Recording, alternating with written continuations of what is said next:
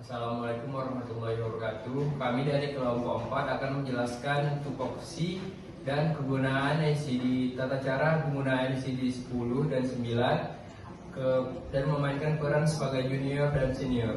Terima kasih. Selamat sore adik-adik semua. Sore, Kak. Sore, Kak. Di sini kami dari Prodi D4 Manajemen Informasi Kesehatan tingkat 3B kami akan menjelaskan apa itu tupoksi dari rekam medis. Jadi adik-adik, tupoksi ini di dalam rekam medis terdiri dari yang pertama adalah kepala rekam medis, yang kedua adalah pendaftaran, yang ketiga adalah assembling, lalu coding dan indexing, terus filling, dan selanjutnya adalah pelaporan dan penyimpanan, yang dimana penyimpanan ini terdapat dokumen dari pasien.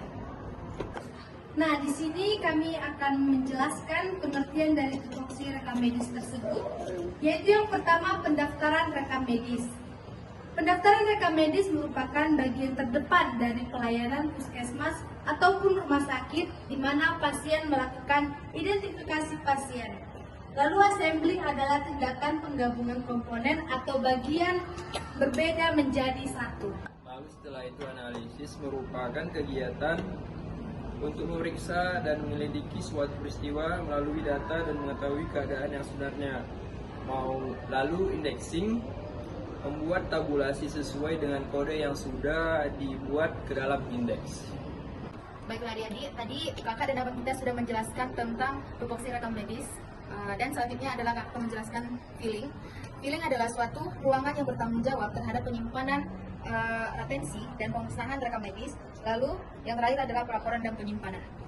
Baik adik-adik semuanya, tadi kami sudah menjelaskan apa itu tupoksi dari rekam medis. Nah, sekarang kami akan membuka sesi tanya jawab untuk adik-adik semua. Mana tahu ada yang adik-adik yang ingin tahu atau yang adik-adik yang belum tahu.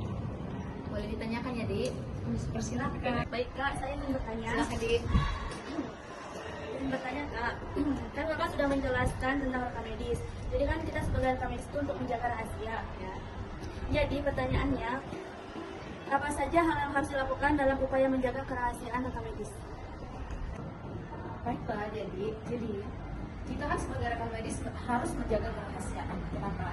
Sebelum kita menjadi rekam medis kita sudah melakukan sumpah. Jadi di dalam upaya menjaga kerahasiaan ini kita sudah disumpah, rekam medis ini sudah disumpah terlebih dahulu untuk menjaga kerahasiaan.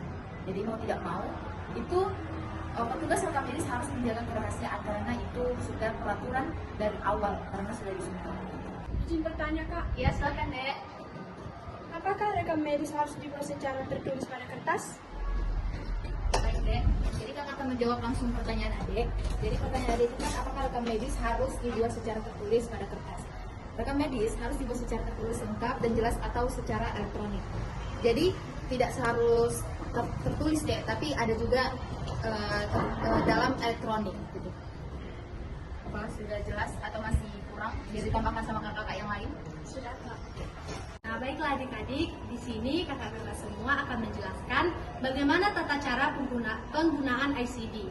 Nah, di sini kakak-kakak semua punya 3 ICD, yaitu yang pertama ICD 10 volume 3, ICD 10 volume 1, dan ICD 9. Nah, di mana ICD 9 ini berisi tindakan. Di sini saya akan menjelaskan tata cara menggunakan buku ICD. Di sini saya akan mengambil penyakit paralytic ileus. Untuk menentukan diagnosa penyakitnya, kita mengambil itemnya terlebih dahulu, yaitu ileus. Kita buka ICD volume 3, ICD 10 dengan alfabetis I. Ya, seperti ini. Ada ileusnya. Kita dapat K56.0 dan selanjutnya kita menggunakan buku ICD volume 1, ICD 10 cross check dengan alfabetis K56 tadi ya, K56 paralytic ileus. Dan selanjutnya ngambil tindakan untuk paralytic ileus ini, tindakannya yaitu tomografi yang kita ambil di buku ICD 9 dan kita ambil di alfabetik T di bagian index to procedure. Di sini ya, tomografi. Kita dapat kode 88.02 dan kita cross check di halaman depan yaitu tabular list. Kita lihat di kodenya 88.02. Order abdomen tomografi. Ya, seperti itu. Terima kasih. Baik Dek, terkait tata cara yang sudah dijelaskan dalam penggunaan ICD, apakah ada pertanyaan? Baik Kak, saya mau bertanya. Di sini saya kurang paham dengan buku LCD 9. Yang Kakak maksud dengan tindakan itu bagaimana caranya?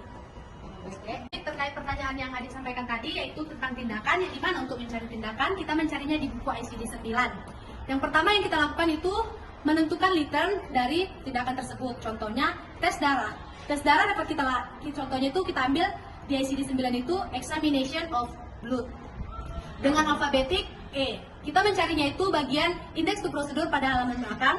Setelah kita sudah mendapatkan liter tersebut, kita pindah ke bagian depan yaitu tabular list dengan kode yang sudah kita cari pada bagian index to prosedur tadi. Apakah adik-adik semua sudah paham? Sudah. Baiklah adik-adik, sekian dari hasil yang kami jelaskan kepada adik-adik semua. Apa itu tupoksi dan bagaimana cara penggunaan ICD. Apabila adik-adik semua tidak mengerti atau ada yang belum paham, adik-adik bisa menghubungi kakak dan abang sekalian. Baik Kak. Terima Ya, kasih. baik. Terima kasih, Kak.